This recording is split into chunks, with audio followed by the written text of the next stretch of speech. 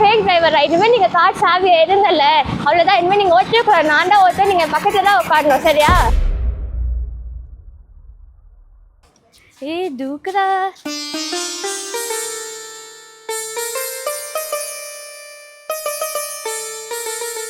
இன்னும் புதுசாக வண்டியில் வந்துருக்கீங்க? எப்பவுமே காரில் போகிறோம்ல, சரி பைக்கில் போய் ரொம்ப நாள் ஆச்சு, அதனால் பைக் வாங்கிட்டு வந்தேன். உங்ககிட்ட பைக் இல்லையா? ஸ்கூட்டி தானே இருக்கு. இது யாருது? இப்போ நீ ஏறியா இல்லையா? ஏறேன்.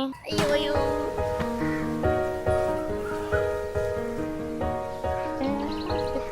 ரெடி ஆகிட்டியா? இரு, நான் ரெடி ஆகுதால.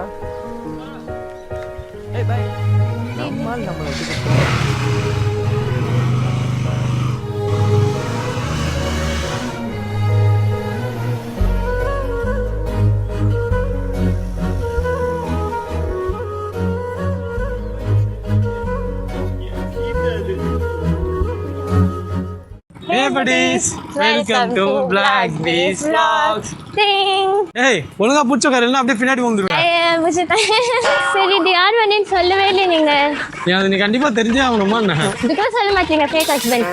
ஏய், ஃப்ரெண்டோட வண்டி, அதாவது என் தம்பியோட ஃப்ரெண்டு இது, அவனோட வண்டி நான் வாங்கிட்டு வந்தேன். நீ வெறும் இவ்வளவுதான் இருக்கும். ஆனா நான் இதுவே லவ் பண்றதுக்கு முன்னாடி ஒரு ஃப்ரெண்டு கிட்ட இருந்து பைக் வாங்குறது எவ்வளவு கஷ்டமா இருக்கும் தெரியுமா?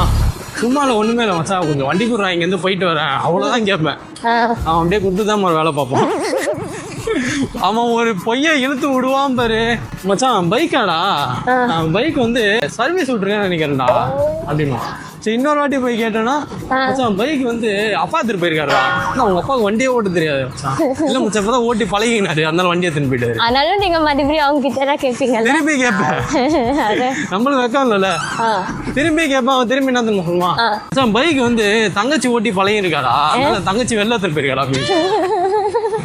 பொய் சொல்றதுக்கு ஒரு அளவு வேணும் இல்ல, அளவே இல்லாம சொல்லுவாங்க. அதனால அது பொய் தெரிஞ்சு நீங்க மறுபடியும் கேக்குறீங்கல்ல, அதுதான் ஹைலைட். நம்ம வந்து என்னன்னா ஃப்ரெண்டு நம்ம தருவான்னு சொல்லி கேட்போம், ஒரு ஏக்கம் தான். என்ன சொல்றேன், பைக் இல்லாத போது. அப்புறம் எப்போ பைக் வாங்குனீங்க? எங்க அம்மா கிட்ட போய், அம்மா எனக்கு ஒரு வண்டி வாங்கி கொடுமா ப்ளீஸ்மா அப்படின்னு சொல்லி ரொம்ப கெஞ்சினேன். இப்போ நான் வந்து நார்மலா, அம்மா எனக்கு ஒரு வண்டி வாங்கி தாங்கம்மா அப்படின்னா, வண்டிலாம் இல்லை போடா அப்படி சொல்லிடுவாங்க. நான் போய் அவங்க கிட்ட ஒரு சிம்பத்தி கிரியேட் பண்ணி, அம்மா ப்ளீஸ் அடம் பிடிச்சி சாப்பிடாம அதெல்லாம் யார் சொல்லுவா? எனக்கு தெரியும் அந்த கதை.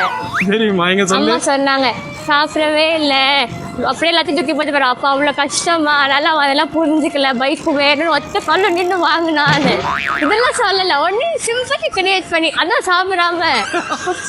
அப்படி இல்லை, அப்போ வந்து நிறைய இடத்துக்கு வெளில போய், இப்போ காலேஜ் டைம்ல வந்து அங்கே வெளில போக வேண்டியதெல்லாம் இருக்கும்ல. இப்போ அம்மாவே எங்கேயா வெளில கூட்டு போனா அவங்க ஆட்டோவில் போவாங்க, அது வந்து அவங்களுக்கு புரியாது. ஆனால் அதுக்கப்புறம் எங்கள் அம்மா வந்து சரி பையன் கேட்டானே அப்படின்னு சொல்லி, சீரியஸாக சொல்கிறேன், அந்த ஒரு 90s கிட்னா ஒரு பைக் வாங்குறது வந்து பெரிய பெரிய கிரேஸ். அதுவும் அந்த நான் வாங்கும்போது பல்சர் வந்து பயங்கர ஃபேமஸ். பொல்லாதவன் பல்சரு எந்த ஆனால் 220, பொல்லாதவன் வந்து 150, இந்த 220 பல்சர். ஓகேவா, அந்த பிளாக் பல்சர்னாலே ஒரு செம்ம ஒரு ஃபேமஸ் தான். ஆமாப்பா, நான் பார்த்துருக்கேனே. அந்த ஒரு கருப்பு கலருக்கும் அந்த பல்சர் 220 குத்தி குத்தி மாடிஃபிகேஷனுக்கும் நீங்கள் வர மஸ்குலராக அந்த 6 பேக்ஸ் அந்த மசில்லாம் சும்மா பயங்கரமாக தெரியும். அப்புறம் ஓட்டிட்டு வரும்போது சும்மா மாசாக இருக்கும். என்ன டைலாக்டா இது, இப்படி பேசியிருக்க? 6 பேக்ஸ்லாம் எப்படா பைக் ஓட்டும்போது தெரியும் உனக்கு?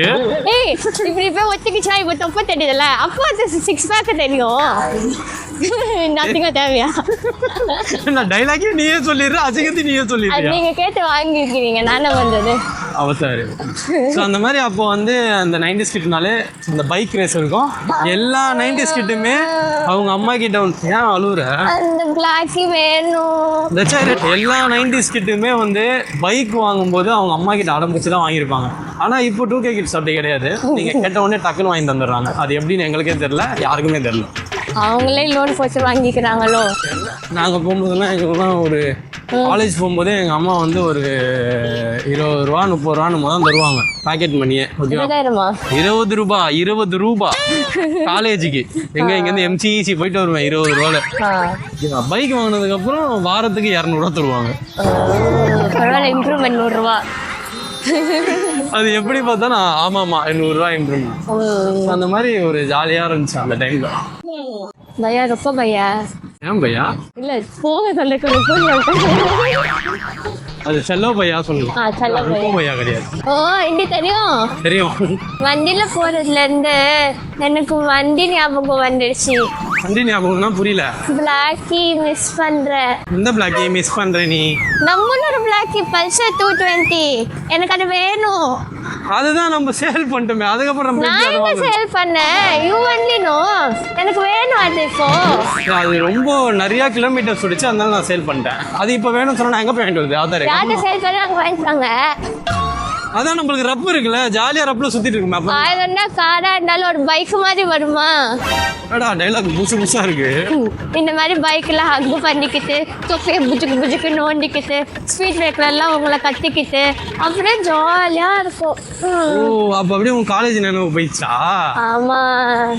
என்னதான் நம்ம கல்யாணம் ஆகிட்டு பைக்கில் சுற்றினாலும் லவ் பண்ணும்போது அந்த திருட்டுத்தனமாக உன்னை கூப்பிட்டு பைக்கில் சுற்றும் போது பயங்கரமாக இருக்கும்ல அந்த கிரேஸு. உங்களுக்கு வந்து பயங்கரமாக இருக்கும், எனக்கு பயமாக இருக்கும். யார் பார்த்து யார் என்ன சொல்ல போகிறான்னு.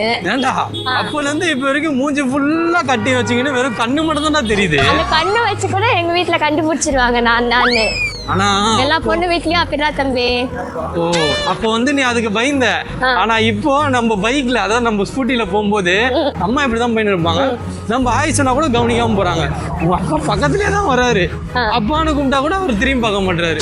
இப்போதான் தெரியுது, ஓ அப்போ நம்ம வந்து பார்த்து பயந்ததெல்லாம் ஃபேக்கா அப்படின்னு சொல்லி. அது வந்துட்டு சில வருஷங்கள் முன்னாடி. இப்போ அவங்களுக்கு கொஞ்சம் வயசாயிடுச்சுனாலும் கண்ணு கொஞ்சம் கொஞ்சம் அந்த விஷயம் கம்மியா இருக்கனால தெரியல.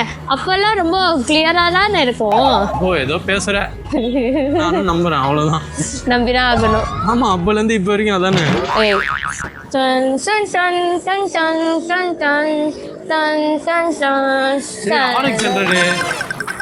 போச்சு பாத்தியா?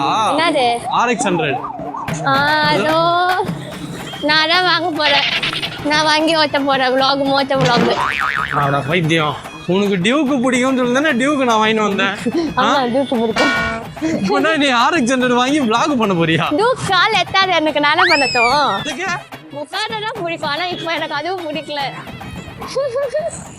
ஏன்னு கேட்க மாட்டீங்களா? ஏன்? செகண்ட் ஃப்ளோர்ல இருந்து இப்ப சாஞ்சி உட்காந்துருக்கறனால என்னோட ஸ்பைன்லாம் வலிக்குது. மண்ணில் இவ்வளோ பெருசா ஹெல்மெட் போட்டிருக்கறனால தலை வலிக்குது. நீ போட்டிருக்கிறது ஒரு ஹெல்மெட்டு, அது போட்டிருக்கா உன் தலை வலிக்குதா? டே அப்படி பெரிய ஹெல்மெட்லாம் போட்டா என்னடா பண்ணுவேன்? என் வந்து குட்டியில ஹெல்மெட் பெருசுனால தலை வலிக்குது, எல்லாமே வலிக்குது வண்டியில. அப்போ நீ பைக்ல வரவே ஆசைப்படாத, தயவு செய்து நான் இப்படி இறக்கி விட்டுறேன், ஆட்டோ பூச்சி வீட்டுக்கு போயிடு. என்ன பண்ணா? ஆமா டூக்கில் தான் நான் வருவேன். என்னடா இப்பதான் இப்படி பேசுற, அதுக்குள்ள எப்படி மாட்டி பேசுற? அதெல்லாம் சும்மாப்பா, அததான் நல்லா பைக்ல சொல்லு சொல்லு இல்ல தட்டி பல்ல சிட்டிங் அந்த பக்கம்ல. கார் பிடிக்குமா உங்களுக்கு? காரு பிடிக்குமா? பிடிக்குமா? வா சொல்லுங்க. கார் ஓட்டுறதுக்கு முன்னாடி பைக் ரொம்ப பிடிக்கும், ஓகேவா? ஆனா கார் ஓட்ட என்ன கார் கேட்கலடா, பக்கத்துல இருக்க காரை கேட்டேன். உங்களுக்கு பைக் ஓட்ட பிடிச்சிருக்கா? ஓ பிடிச்சிருக்கே. பிடிச்சிருக்கா? அப்ப ரப்பு ஓட்ட ஏன் இவ்வளோ நாள் ரப்பு ஓட்டும் போது இப்போ எனக்கு கார் ஓட்டுறா ரொம்ப பிடிச்சிருக்கு, நான் கார் தாண்டா கிரேஸ் அப்படி இப்படி சொல்லிட்டு ரப்பை ஏமாற்றி ஓட்டிட்டு இப்போ வந்து பைக் ஓட்ட பிடிச்சிருக்கு சொல்கிறீங்க. சரி சேக் டிரைவரா, இனிமேல் நீங்கள் கார் சாவி எடுங்கல்ல, அவ்வளோதான். இனிமேல் நீங்கள் ஓட்டவே கூடாது, நான் தான் ஓட்ட, நீங்கள் பக்கத்தில் தான் உட்காரணும், சரியா? நீ ஓட்டுனா பக்கத்தில் உட்காரணுமா? ஆமாம். அப்படிங்க அவதாரு. நான் என்ன சொன்னேன்னா இப்போ பைக் ஓட்டணும்னா எனக்கு பைக் ஓட்ட பிடிச்சிருக்கு, அவ்வளோதான். கார் ஓட்டுறதுக்கு முன்னாடி பைக் ஓட்டுறது எவ்வளோ கிரேஸாக இருக்கும் தெரியுமா? ரொம்ப பிடிக்கும் பைக் ஓட்டுறதுக்கு.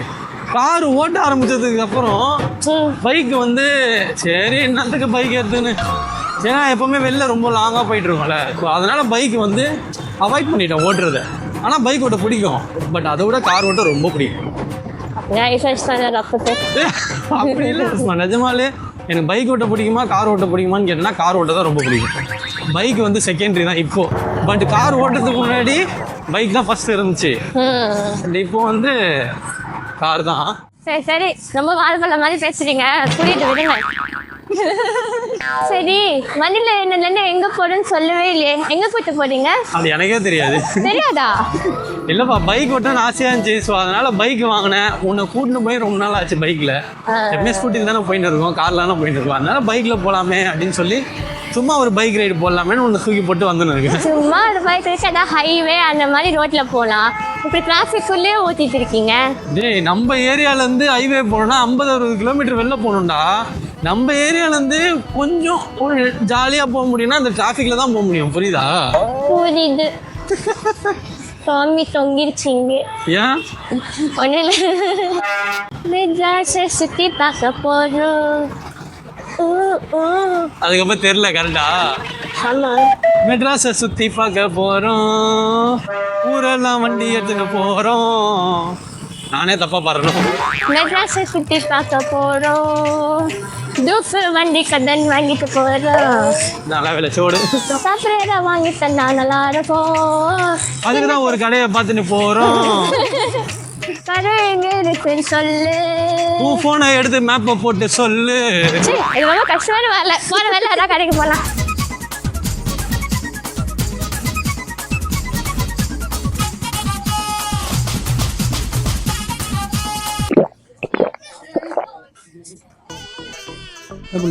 பைக் ரைடு எப்படி இருந்தது? பைக் ரைடு சென்னையில் நல்லா ஹை டிராஃபிக்காக இருக்கிற இடத்துல கூட்டு போயிட்டு என்ன பண்ணிச்சு பைக் ரைடு எப்படி இருந்துச்சோம் குத்துனா. சரி விடு, அப்போ நெக்ஸ்ட் வீக்கெண்ட் ஒரு பைக் ரைடு போட்டுருவோம். ஐயோ சாமி ஆளு